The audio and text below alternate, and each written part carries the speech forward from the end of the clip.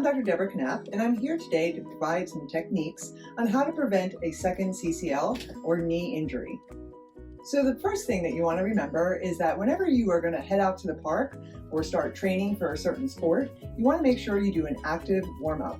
So prior to some of these exercises I'm going to show you, I want you to go ahead and do some trotting to warm up your dog. After you have adequately warmed them up, you want to go ahead and provide them with some active stretches. So I'm going to go ahead and demonstrate some of those today for you with Egret here. So one of the first stretches I'd like you to do is cookies to the hip. So what you want to do is have your dog bend around so you're actually stretching these paraspinal muscles up here.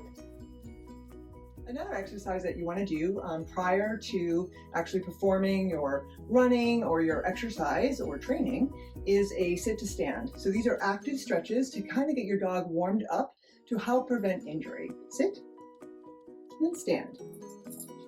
Sit and stand. So what we're doing back here is just warming up the hind limb muscles, both the quadriceps and the gastrocs. Next, we're going to go ahead and perform down to sit. That's going to help work up the, or actively stretch the front end. Good down. Good go. Good sit. Down. Good sit. Good girl.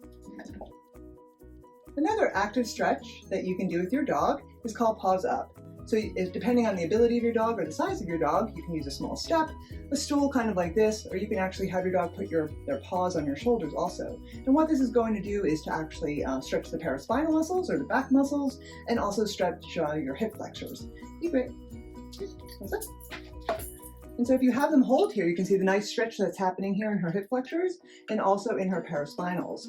Now you can also kind of do different variations here where they can go down into a kind of like a push-up, and then she can come back up again. So you're actually working the back front end also. Good girl.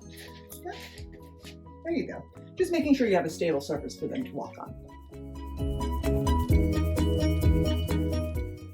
Another active exercise or warm-up we're going to go ahead and do is a beg. So you can actually have your dog beg up here for those experienced. If they need a little bit of help, you can actually have them sit, beg, put your paws on you so that you can help stabilize them in the beginning, and then work up to actually begging on their own.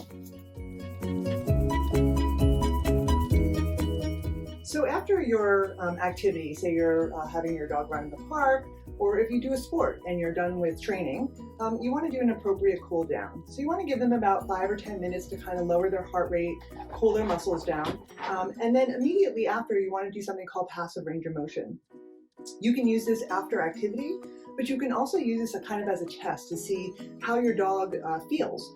So sometimes owners will get so in tune with their dog that they're able to detect minor changes and know that if an injury is kind of minor but may progress.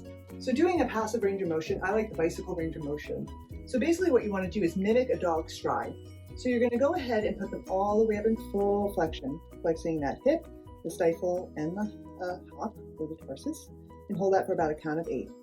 Then you're going to go ahead and place your hand behind here and push. You never want to pull, and put it into full extension. Now she's very tight in her hamstring, so she's going to resist me.